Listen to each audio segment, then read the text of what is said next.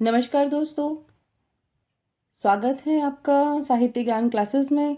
आज के सत्र में हम अध्ययन कर रहे हैं राजस्थान लोक सेवा आयोग जो कॉलेज व्याख्याता असिस्टेंट प्रोफेसर परीक्षा है। सन 2021 में जो परीक्षा संपन्न हुई थी, उस परीक्षा का शिफ्ट 1 का पेपर है और इस पेपर का हम व्याख्यात्मक हल देखेंगे कि किस प्रकार के प्रश्न आए थे और उनका व्याख्या सहित उत्तर। प्रश्न है और इस सत्र का हम अगले उसमें भी अध्ययन कर चुके हैं, जिसमें हमने 38 प्रश्नों का अध्ययन किया। उससे आगे के प्रश्न यहाँ पर है। तो प्रश्न है, प्लेटो ने नहीं माना है कला में अनुकरण की बात, कलाओं के पारंपरिक संबंधों व वर्गीकरण की बात, कलाओं में आदर्श की न्याय सौंदर्य व सत्य प्रतिष्ठा की बात, चिंतन को कला साधना का आवश्यक अंग न मानना। तो सही उत्तर है डी कि चिंतन को कला साधना का आवश्यक अंग न मानना। प्लेटो ने चिंतन को कला साधना का आवश्यक अंग नहीं माना है। कला की अनुकरण की उद्भावना का श्रेय प्लेटो को दिया जाता है। वास्तव में प्लेटो ने अनुकरण में मिथ्या तत्व का आरोप लगाकर कलागत सृजनशीलता की अवहेलना की है। प्लेटो ने यूनानी शब्द मिमेसिस अर्थात अनुकरण का प्रयोग अपकर्षी अर्थ में किया है। उनके अनुसार अनुकरण में मिथ्यात्व रहता है जो हेय है। प्लेटो के संपूर्ण चिंतन का मुख्य उद्देश्य है आदर्श राज्य निर्माण। उनके कला संबंधी विचार भी आदर्श नागरिकों की शिक्षा के संदर्भ में व्यक्त किए गए हैं। कला के मूल्य के संदर्भ में प्लेटो का दृष्टिकोण उपयोगितावादी और नैतिकवादी था। प्लेटो का कला विषयक दृष्टिकोण विधेयात्मक या मानकीय है, अर्थात प्लेटो बताना चाहते हैं कि कला कैसी होनी चाहिए। अगला प्रश्न है, प्लेटो के विचारों से बेमेल है और ये प्रश्न भी आरपीएस असिस्टेंट प्रोफेसर परीक्षा का प्रश्न है और सही उत्तर है डी, अमूर्त ज्ञान रूप धारणा प्रसूत आभास में अंतर नहीं होता। यह प्लेटो के विचारों से मेल नहीं खाता। रिपब्लिक के 10वें अध्याय, रिपब्लिक प्लेटो का ग्रंथ है। रिपब्लिक के 10वें अध्याय में अनुकरण का प्रयोग प्लेटो ने वस्तु जगत के माध्यम से विचार जगत और कला जगत के बीच संबंध की व्याख्या के लिए किया है। प्लेटो विचार को सार्वभौम अमूर्त सत्य मानते हैं। उनकी प्रतिकृति एक ओर अनुकरण मूलक और दूसरी ओर विशिष्ट होने के कारण असत्य होती है। विचार केवल ज्ञान का विषय है जो रूपाकार धारण करने पर अनुकरण का विषय हो जाता है। उसके अनुकरण का आधार तात्विक ज्ञान न होकर रूपाकार संबंधी उसकी अपनी धारणा होती है। प्लेटो के अनुसार प्लेटो कहते हैं कि मूल सत्य अमूर्त ज्ञान रूप विचार होता है। वस्तु सत्य उसका ज्ञान सत्य और असत्य के बीच है, ज्ञान और धारणा के बीच है, वही अस्तित्व और अभाव के बीच है। प्रश्न है अगला, अरस्तु के अनुकरण सिद्धांत के संबंध में असंगत कथन है और सही उत्तर है ए, कला प्रकृति की भावनामय तथा कल्पनामय अनुकृति नहीं है। कला प्रकृति की भावनामय तथा कल्पनामय अनुकृति नहीं है। अरस्तु के अनुकरण सिद्धांत के संबंध में यह कथन असंगत है। अरस्तु भावनामय तथा कल्पनामय अनुकरण को स्वीकार करते हैं। अरस्तु की मान्यता है कि इस अनुकरण का चित्रण में कवि की भावना और कल्पना का निश्चय ही योगदान होगा, वह नकल समान नहीं है। अरस्तु अनुकरण को सृजनात्मक क्रिया मानते हैं। उनके अनुसार अनुकरण की प्रक्रिया में कला द्वारा प्रकृति के अनेक दोष व अपूर्णताएं पूरी की जाती हैं। काव्य कला को अरस्तु राजनैतिक तथा नीतिशास्त्र की दृष्टि से न देखकर सौंदर्य शास्त्र की दृष्टि से देखते हैं। अरस्तु ने सुंदरम को शिव से अधिक व्यापक बताया। प्रश्न है, अरस्तु ने त्रासदी के अनिवार्य अंग स्वीकार किए हैं और सही उत्तर है बी 6। अरस्तु ने त्रासदी के 6 अंग स्वीकार किए हैं, कथानक, चरित्र, विचार, पदयोजना, गीत और दृश्य। अरस्तु ने काव्य दोषों के 5 आधार माने हैं, असंभव वर्णन, अयुक्त वर्णन, अनैतिक वर्णन, विरुद्ध वर्णन और शिल्पगत दोष। अरस्तु का मूल यूनानी नाम था जो क्या था उनका, अरिस्तोतिलिस। इनके गुरु का नाम सिकंदर था। अरस्तु के ग्रंथों की संख्या 400 बताई जाती है, जिनमें सर्व प्रमुख 3 हैं, पेरिपोइटिकेस काव्यशास्त्र है। काव्य के मौलिक सिद्धांतों का विवेचन इस रचना में किया गया है।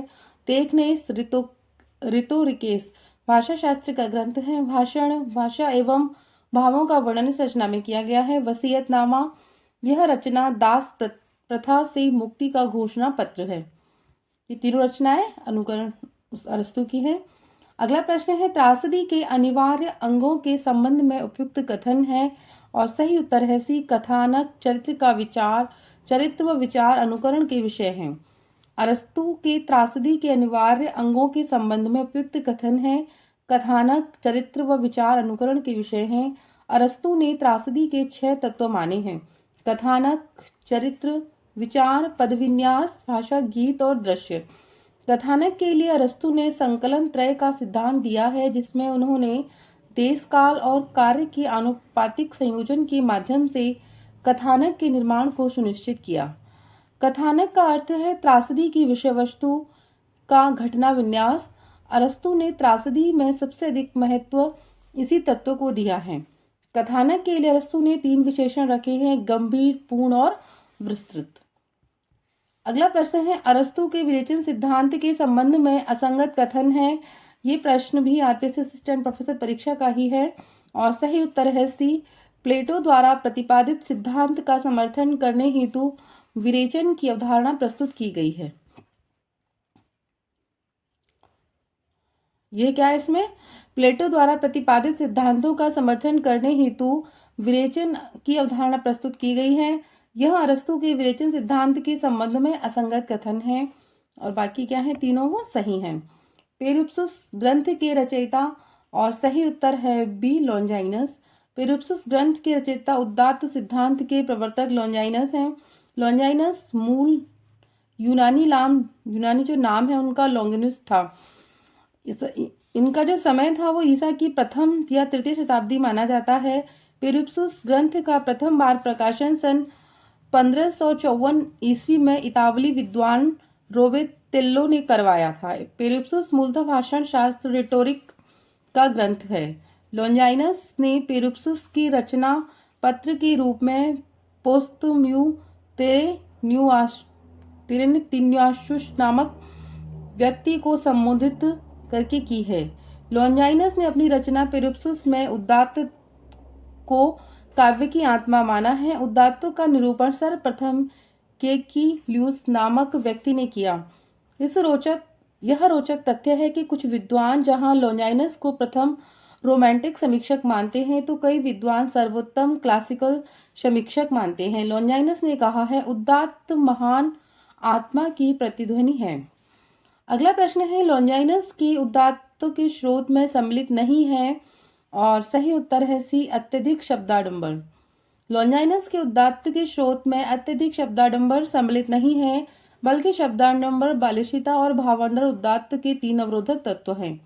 लॉन्जाइनस उदात्तों के 5 स्रोत मानते हैं: महान विचारों की उद्भावना की क्षमता, भावों की प्रबलता, अलंकारों, विचारालंकार और शब्दालंकार का समुचित प्रयोग, भव्य पद योजना जिसमें शब्द चयन, बिंब विधान और शैलीगत परिष्कार पूर्ण अंतर्भूत, रचना की गरिमा और उत्कर्ष का समुचित प्रभाव। प्रश्न है, लॉन्जाइनस की उदात्त संबंधी मान्यता अनुसार असंगत कथन है और सही उत्तर है ए, विषय साधन नहीं साध्य है। विषय साधन नहीं साध्य है लॉन्जाइनस की उदात्त संबंधी मान्यता अनुसार असंगत कथन है। लॉन्जाइनस ने उदात्त को परिभाषित करते हुए लिखा है कि उदात्त अभिव्यंजना का अनिर्वचनीय प्रकर्ष और वैशिष्ट्य है। लॉन्जाइनस ने उदात्त की उत्पत्ति के लिए प्रतिभा को सर्वाधिक महत्व दिया है।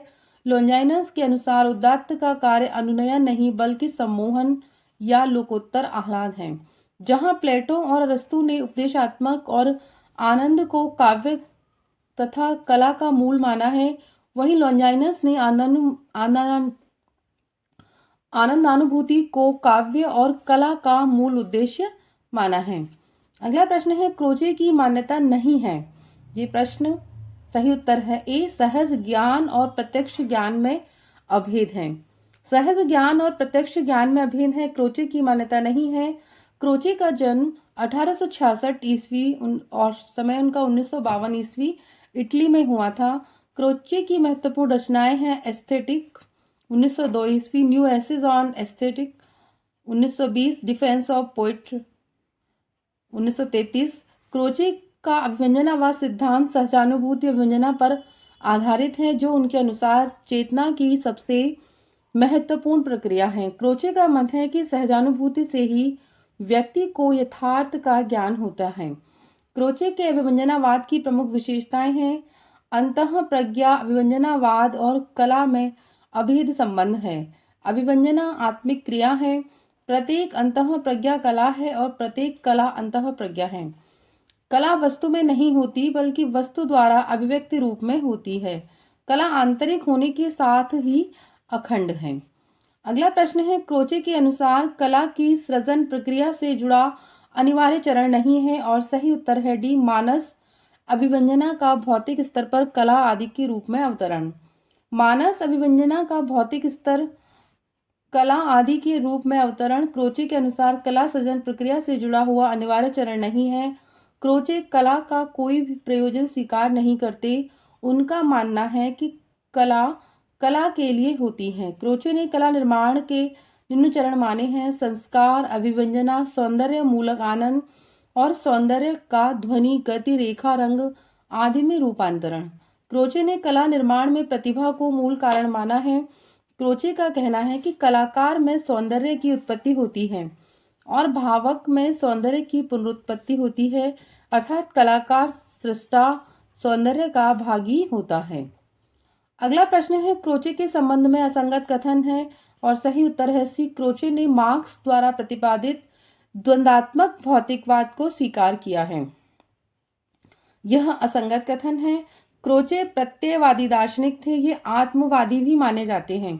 क्रोचे आत्मा या चेतना की 4 क्रियाएं मानते हैं।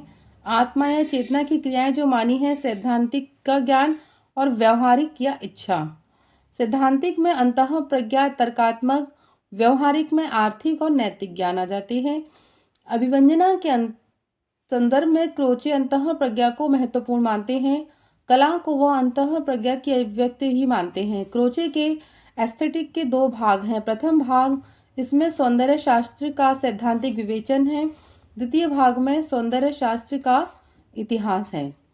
अगला प्रश्न है, आचार्य रामचंद्र शुक्ल ने क्रोचे के अभिव्यंजनावाद को भारतीय काव्यशास्त्र के किस सिद्धांत के निकटतम माना है और सही उत्तर है भी, वक्रोक्ति सिद्धांत।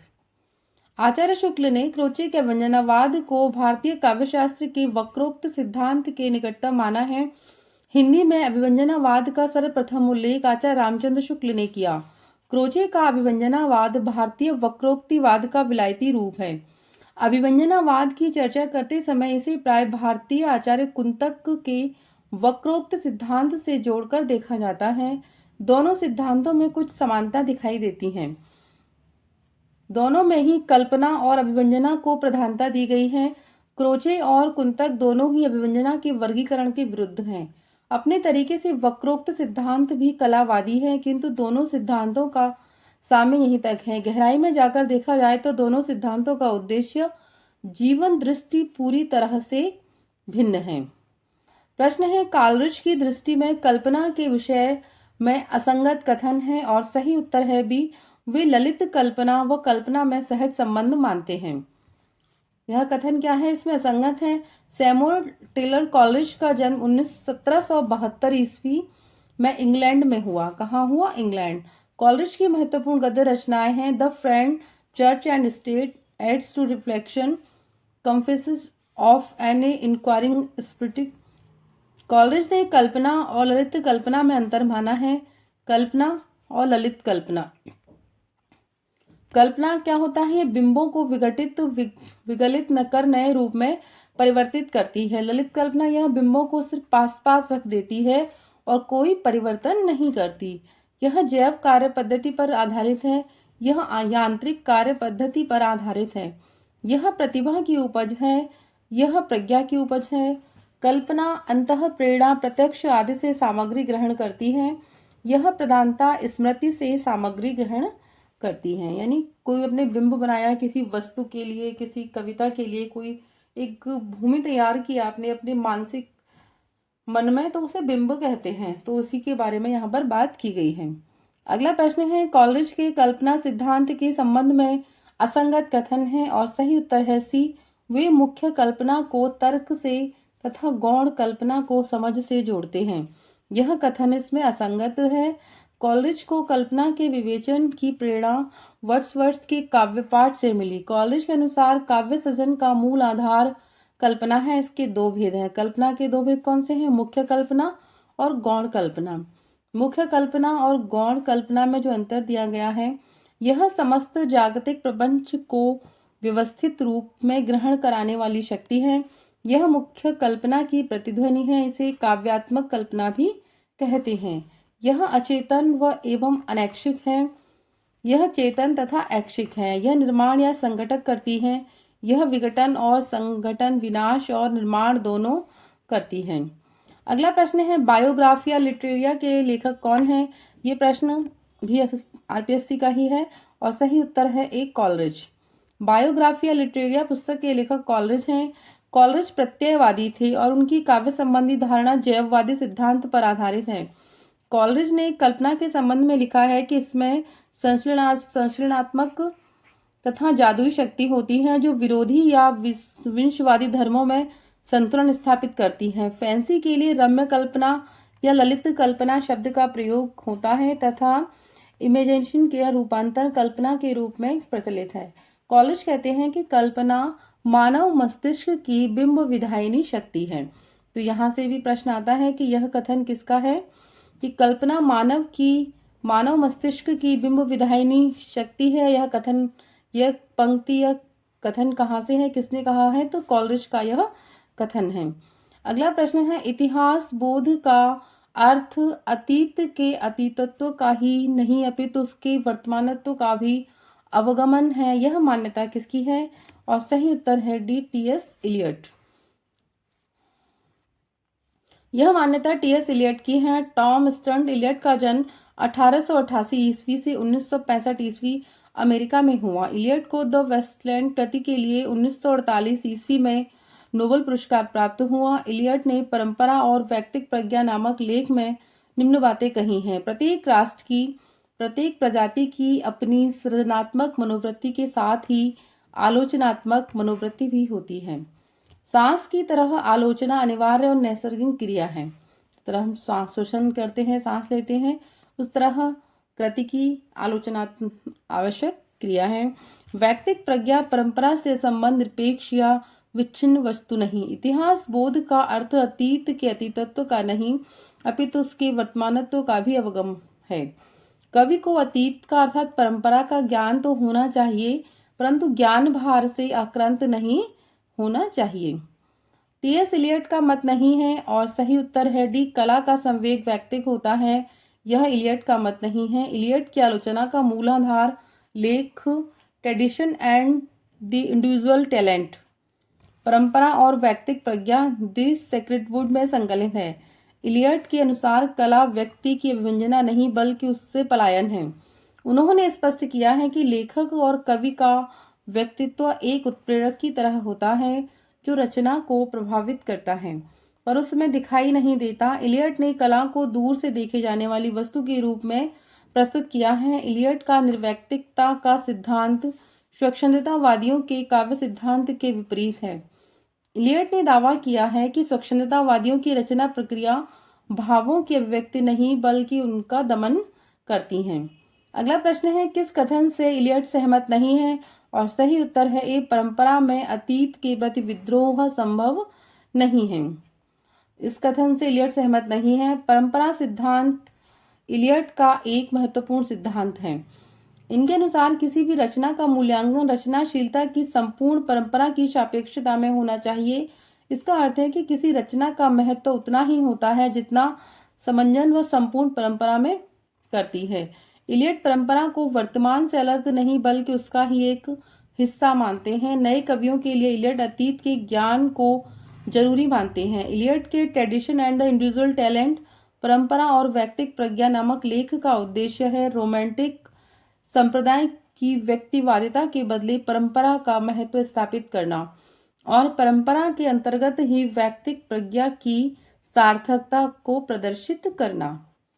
अगला प्रश्न है, कविता भाव का स्वच्छंद प्रवाह नहीं, भाव से पलायन है, व्यक्तित्व की अभिव्यक्ति नहीं, उससे मुक्ति का नाम है। यह मान्यता किसकी है? और सही उत्तर है सी, टी.एस. इलियट। कविता भाव का स्वच्छंद प्रवाह नहीं, भाव से पलायन है, यह इलियट की आलोचना है। इलियट का कथन है। इलियट ने अपनी आलोचना को निजी काव्य कर्मशाला का उपजात या काव्य निर्माण के प्रसंग में अपने चिंतन का विस्तार कहा है। इलियट की प्रमुख समालोचनात्मक कृतियां हैं द सेक्रेड वुड 1920 ईस्वी, homage to John Dryden, Elizabethan essays, the use of poetry and the use of criticism, selected essays, ancient and modern knowledge and experience. Eliot के अनुसार कविता कवि व्यक्तित्व की अभिव्यक्ति नहीं, व्यक्तित्व से पलायन है। इलियट का कहना है कि कविता का भाव निर्वैयक्तिक होता है और कवि इस निर्वैयक्तिकता को जब तक नहीं पहुंच सकता जब तक वह करणीय कर्म के प्रति अपने आप को पूरी तरह समर्पित नहीं कर देता। इलियट ने रुचि परिष्कार को आलोचना का अन्यतम प्रयोजन माना है। इलियट का मूर्त विधान भारतीय रस सिद्धांत का विवाहन व्यापार है। प्रश्न है, मार्क्सवादी चिंतन से प्रभावित हिंदी की प्रमुख साहित्य परंपरा है, और सही उत्तर है डी, प्रगतिवाद। मार्क्सवादी चिंतन से प्रभावित हिंदी की प्रमुख साहित्य परंपरा प्रगतिवाद है। सन 1935 ईस्वी में पेरिस में E.M. फोस्टर ने प्रगतिशील लेखक संघ की स्थापना की। मुल्क राज आनंद, सज्जाद जहीर, ज्योति घोष आदि ने भारत की तरफ से सर्वप्रथम इंग्लैंड में जुलाई सन 1935 ईस्वी में भारतीय प्रगतिशील लेखक संघ का गठन किया। लखनऊ में अप्रैल सन 1936 ईस्वी में प्रगतिशील लेखक संघ की स्थापना और प्रथम अधिवेशन के समय में हिंदी में प्रगतिवादी आंदोलन की शुरुआत होती है। इस अधिवेशन के अध्यक्ष मुंशी प्रेमचंद्र थे। प्रगतिवाद का सैद्धांतिक आधार है वो मार्क्स का द्वंद्वात्मक भौतिकवाद है। राजनीति के क्षेत्र में जो समाजवाद या साम्यवाद है, साहित्य के क्षेत्र में वही प्रगतिवाद है। प्रश्न है, मार्क्सवादी साहित्य चिंतन के अनुसार उपयुक्त कथन नहीं है, और सही उत्तर है सी, यथार्थवादी चित्रण यथार्थ के मात्र नकल है। यह कथन उपयुक्त नहीं है। मार्क्सवाद के प्रवर्तक कार्ल मार्क्स और फ्रेडरिक एंगल्स थे। साम्यवाद या मार्क्सवाद एक ही विचारधारा के दो नाम हैं, जिसे वैज्ञानिक समाजवाद और क्रांतिकारी समाजवाद भी कहा जाता है। मार्क्सवादी आलोचना के प्रमुख समीक्षक हैं Lukacs, Lenin, Mao Tse tung, Gramsci, Caudwell, George Thomson, Benjamin Goldmann, Adorno. यथार्थवाद और मार्क्सवादी आलोचना के संबंध और साहित्य में यथार्थ चित्रण के विषय में मार्क्सवादी दृष्टिकोण की समझ के लिए एंगल्स का एक कथन उल्लेखनीय है कि मैं इस बात के लिए आपको दोष नहीं दे रहा कि आपने विशुद्ध समाजवादी उपन्यास नहीं लिखा। मेरा मतलब है यह है बिल्कुल नहीं है कि मैं जिस यथार्थवाद की बात कर रहा हूँ वह लेखक के विचारों के बावजूद भी कृति में आ सकता है। लेखक के ये विचार जितने ही अप्रकट रहे उतना ही कलाकृति के लिए अच्छा होगा। इसे मैं यथार्थवाद की बड़ी भारी विजय मानता हूँ। प्रश्न है, साहित्य के महत्व के संबंध में मार्क्सवादी सिद्धांत विषयक असंगत कथन है, और सही उत्तर है डी, वर्ग अचल व अपरिवर्तनशील होते हैं तथा उनका आपसी संबंध इतिहास की धारा के साथ बदलता नहीं है। यह कथन क्या है? असंगत है। मार्क्सवाद के दो प्रमुख सिद्धांत हैं, द्वंद्वात्मक भौतिकवाद तथा ऐतिहासिक भौतिकवाद। द्वंद्वात्मक भौतिकवाद का संबंध प्रकृति और जगत के नियमों की व्याख्या से है, जबकि ऐतिहासिक भौतिकवाद मनुष्य के संपूर्ण इतिहास की व्याख्या है। साहित्य के प्रति मार्क्सवादी दृष्टिकोण मूलतः लोक मंगलवादी है। इस दृष्टि के अनुसार जब तक समाज में व्यक्तिगत संपत्ति है, हम सच्चे मानवतावादी नहीं बन सकते। सच्ची कला का जन्म वर्गहीन समाज में ही संभव है। वर्ग विभाजित समाज की कला बुजुर्गों की ही कला हो सकती है। माओ त्से-तुंग का मानना था कि साहित्य की रचना श्रमिकों, किसानों, सिपाहियों और देहाती बुजुर्गों को ध्यान में रखकर की जानी चाहिए। उसकी सार्थकता समाज के इसी वर्ग से जुड़ने में है। मार्क्सवादी आलोचना का ऐतिहासिक महत्व इस बात में है कि उसके द्वारा कला के लिए सिद्धांत का विरोध और उन्मूलन हुआ है। प्रश्न है, इस मानसिकता का कोई विचारात्मक आधार भी नहीं है क्योंकि इसका एक महत्वपूर्ण लक्षण विचारधारा मात्र का निषेध है। यह कथन साहित्य शास्त्र की किस आलोचना पद्धति के संदर्भ में उपयुक्त है? और सही उत्तर है ए, उत्तराधुनिकता। उत्तराधुनिकता शब्द अंग्रेजी की पोस्ट मॉडर्निज्म का हिंदी पर्याय है। पोस्ट मॉडर्निज्म का हिंदी पर्याय है। उत्तराधुनिकतावाद की अवधारणा की उत्पत्ति के संबंध में दो मत हैं। इस अवधारणा की उत्पत्ति तीसरी दुनिया के गरीब देश निकारागुआ में हुई। इस अवधारणा की उत्पत्ति साम्राज्यवादी देश अमेरिका व यूरोप में हुई।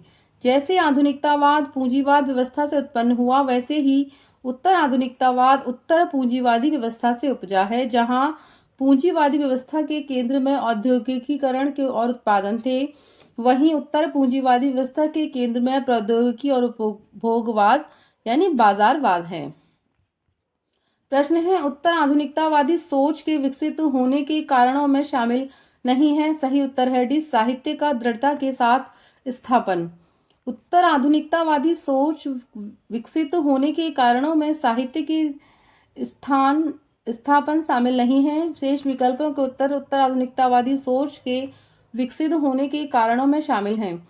जहाँ फ्रांकोइस ल्योतार को उत्तर आधुनिकतावाद का जनक माना जाता है। ल्योतार ने लिखा है कि ज्ञान की अवस्था बदल जाती है जब समाज उत्तर औद्योगिक युग में और संस्कृति उत्तर आधुनिक युग में प्रवेश करती है। यदि प्रौद्योगिकी के विकास ने ज्ञान के स्वरूप, उसके अर्जन और वितरण में आमूलचूल परिवर्तन किया है, तो उपभोगवाद ने बाजार को केंद्रस्थ कर दिया है तथा ये दोनों परस्पर संबंध हैं। आज पूरा विश्व एक बाजार बनता जा रहा है तथा यही भूमंडलीकरण है। प्रश्न है, उत्तर आधुनिकतावादी अवधारणा के प्रभाव के संबंध में असंगत कथन है और सही उत्तर है सी, रचनाकार का ध्यान प्रभाव की प्रकृति और गुणवत्ता पर टिका रहता है, प्रसार व सफलता पर नहीं। यह कथन क्या है? असंगत कथन है।